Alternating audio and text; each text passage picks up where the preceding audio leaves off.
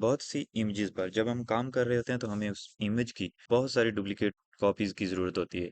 जैसे कि लेयर का ब्लेंडिंग मोड को यूज़ करते हुए हमें एक से ज़्यादा कॉपीज की ज़रूरत होती है और ज़्यादातर हमें उसी फोटो की डुप्लीकेट चाहिए होती है। तो इसलिए हम इस लेक्चर में देखेंगे कि जो आपके पास इमेज है उसकी डुप्लीकेट लेयर आप कैसे तैयार करते हैं। उसके लिए हमारे पास एक से ज़्यादा ज़राएं या जो हमारे पास फोटो है उसके ऊपर किसी भी पॉइंट पर जाकर कंट्रोल+A दबाएं। ये जो कंट्रोल+A सेलेक्ट की शॉर्टकट है उसको दबाने से हमारी जो फोटो है उसके इर्द गिर्द हमें सिलेक्शन दिखाई देती है। इसके बाद कंट्रोल+C दबाएं और दोबारा से कंट्रोल+V दबाएंगे तो ये ऊपर पेस्ट हो जाएगी और ये बन जाएगी हमारे पास कॉपी। अभी हम करते हैं, ये मैंने कंट्रोल+C दबाया, अभी हमारी फोटो कॉपी हो गई है। और उसके बाद कंट्रोल+V दबाएंगे तो ये देख सकते हैं आप, एक लेयर क्रिएट हो गई है। और इसका दूसरा तरीका हमारे पास ये है कि हम कोई भी सिलेक्शन वाला टूल है उसको सिलेक्ट करें और इसके साथ इसकी पूरी लेयर की जो है सिलेक्शन लें और उसके बाद उसको कॉपी करने के बाद पेस्ट कर दें। सबसे जो आसान रेक्टेंगल मार्क टूल है, इसको हमने इधर से सेलेक्ट किया। सेलेक्ट करने के बाद ऐसे इसकी सिलेक्शन लेंगे। सिलेक्शन लेने के बाद कंट्रोल+C और दोबारा से कंट्रोल+V दबाएंगे तो इसकी डुप्लीकेट जो है लेयर हमारे पास तैयार हो जाएगी। लेकिन ये कोई आसान तरीका नहीं है, इसमें ज़्यादा देर लगती है। इसका सबसे आसान तरीका वो ये है कि कंट्रोल+J दबाएं। कंट्रोल+J दबाने से आपकी जो लेयर है जिस पे आप खड़े हैं उसकी फोटो कॉपी हो जाएगी। मिसाल के तौर पर अभी मैं बैकग्राउंड पे क्लिक कर लेता हूँ। अभी हम बैकग्राउंड पे हैं और बैकग्राउंड पे आने के बाद मैं कंट्रोल+J दबाऊंगा। जैसा कि मैंने कंट्रोल+J दबाया और बैकग्राउंड की कॉपी तैयार हुई, देखिए इसमें साथ में लिखा हुआ है बैकग्राउंड कॉपी। और अगर मैं लेयर पे हूँ और लेयर पे रहते हुए मैंने कंट्रोल+J दबाया तो लेयर की फोटो कॉपी हो जाएगी, यानी लेयर की कॉपी तैयार होगी। ये इसके साथ भी लिखा गया है लेयर 1+कॉपी। तो इस तरह से हम किसी भी लेयर को कॉपी कर सकते हैं। डुप्लीकेट उसकी कॉपियाँ जितनी चाहें उतनी बना सकते हैं और वो भी बड़ी तेज़ी के साथ। और इसके बाद हम समझेंगे कि लेयर का ब्लेंडिंग मोड क्या है। बेसिकली लेयर का ब्लेंडिंग मोड जो है वो दो लेयरों को मिला के जो इमेज का एक आउटपुट आता है उसको कहते हैं लेयर का ब्लेंडिंग मोड। तो इसमें हम ब्लेंडिंग मोड में हम दो लेयरों को मिलाते हैं, यानी एक ऊपर वाली लेयर और एक उसके नीचे वाली लेयर जब मिलती है तो उसका जो फाइनल रिजल्ट होता है वो दिखता है, उसको कहते हैं ब्लेंडिंग मोड। तो बेहतर तौर पे समझने के लिए हमने इसलिए एक ही फोटो की मुख्तलिफ कॉपियां बनाई हैं ताकि हमें अच्छे से समझ आए कि ब्लेंडिंग मोड काम कैसे करता है। इसके लिए हम अपनी जो फर्स्ट कॉपी है यानी बैकग्राउंड कॉपी उस पर चले जाते हैं। उस पर जाने के बाद हम इसके बाद थोड़ा सा हिस्सा इसका सिलेक्ट करेंगे। रेक्टेंगल मार्केट टूल हमारे पास पहले से सिलेक्ट है, कोने पे आएंगे और इसकी सिलेक्शन लेंगे थोड़े हिस्से को छोड़ के। ये हाफ की हमने सिलेक्शन ले ली। हाफ की सिलेक्शन लेने के बाद हम इसको डिलीट कर देंगे। डिलीट करने के बाद हमें ज़ाहरी तौर पर तो कोई फ़र्क वाज़ह नज़र नहीं आता क्योंकि एक के ऊपर एक बहुत सारी लेयर्स मौजूद हैं। लेकिन यहाँ पे आप देख सकते हैं कि लेयर वो हाफ जो है ख़त्म हो गई। उसके बाद कंट्रोल+D दबाने से हमारी जो सिलेक्शन है वो ख़त्म हो जाएगी। अभी हम इसी लेयर को सिलेक्ट करते हुए इस पे हम ब्लेंडिंग मोड अप्लाई कर, उससे पहले हम ऊपर वाली जो दो लेयरें हैं उनको बंद कर देते हैं ताकि हमें फ़र्क दिखाई दे। तो उसके बाद हम ब्लेंडिंग मोड अप्लाई करते हैं ऊपर वाली लेयर पे। तो जैसे जैसे मैं माउस का कर्सर ऊपर लेके आ रहा हूँ आप देख सकते हैं कि मुख्तलिफ जो है इफेक्ट जो है वो नज़र आ रहे हैं और ये दोनों लेयर को मिलाने के बाद नज़र आते हैं। अगर आप किसी एक लेयर पे इसको अप्लाई करना चाहें तो वो एक लेयर पे अप्लाई नहीं होते, बल्कि ये दोनों लेयर का जो मिक्सचर है यानी आउटपुट जो आ रही है दोनों लेयर को लेके वो हमें दिखा रहे हैं।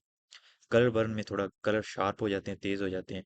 इसी तरह मुख्तलिफ किस्म के जो हमारे पास इधर इफेक्ट मौजूद हैं जिसमें हम अपनी पिक्चर जो है उसको शार्प शार्प कर सकते हैं। उसमें मुख्तलिफ जो लाइट्स के कहीं से पोस्चर ज़्यादा होता है उसको कम कर सकते हैं। मुख्तलिफ तरह के यानी यूजेस हमारे और मुख्तलिफ जो हैं हम मुख्तलिफ लेयर्स पे मुख्तलिफ जब हम अप्लाई करते हैं इस पे ब्लेंडिंग मोड तो उसके रिजल्ट मुख्तलिफ आते हैं। यानी इस पे हम अभी ब्लेंडिंग मोड अप्लाई कर देते हैं, जो हमें सबसे ज़्यादा दिखाई देगा वही कर देंगे।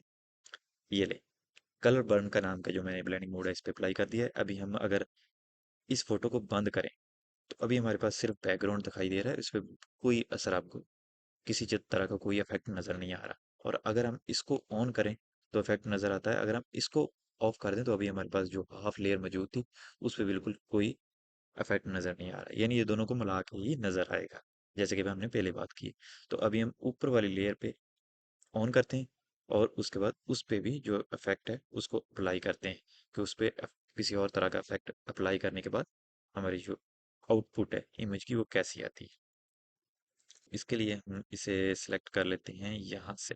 सिलेक्शन लेने के बाद हम अपनी लेयर को सिलेक्ट करते हैं। लेयर को सिलेक्ट करने के बाद डिलीट प्रेस करेंगे तो हमारी जो फोटो थी ऊपर वाली उसकी डिलीट होगी। अभी हमें पुराना जो हमने इफेक्ट अभी अप्लाई किया था वो भी दिखाई दे रहा है क्योंकि पहले उसके ऊपर लेयर मौजूद थी इसलिए वो दिखाई नहीं दे रहा था। तो अभी हम इसको डिलीट कर देते हैं। डिलीट सॉरी हमने कर दिया है। अभी हम इसको जो सिलेक्शन है उसको ख़त्म कर देते हैं Ctrl+T से, और इस पे अप्लाई करते हैं हमारे कोई ब्लेंडिंग मोड। तो उस पे हमने कलर बर्न का किया था, इस पे हम कोई और करते हैं, कलर डॉज कर देते हैं। और उसके बाद अभी जब हमने किसी एक लेयर पे एक ब्लेंडिंग मोड अप्लाई कर दिया, उसके बाद अगर हम एक और ब्लेंडिंग मोड उसके ऊपर अप्लाई करें, तो यानी तीसरी लेयर पे, दो लेयरों को मिला के हमने एक ब्लेंडिंग मोड अप्लाई किया हुआ है, अगर उस पे तीसरी लेयर के साथ हम कोई और ब्लेंडिंग मोड अप्लाई करें, तो उसका रिजल्ट जो है मुख्तलिफ आएगा, यानी उन तीनों को निकाल के जो भी रिजल्ट मिलेगा वो आएगा। जैसे कि अभी हमारे पास इस तरफ जो दो लेयरों का रिजल्ट है, इस तरफ दो लेयरों का रिजल्ट है, और इस तरफ दरमियान में जो है सिंगल लेयर हमें जो बैकग्राउंड है वो दिखाई दे रहा है सिर्फ। तो अभी हम अपनी जो आखिरी हमारे पास डुप्लीकेट लेयर उस पे आते हैं, उसको हम इधर से ऑन कर लेते हैं।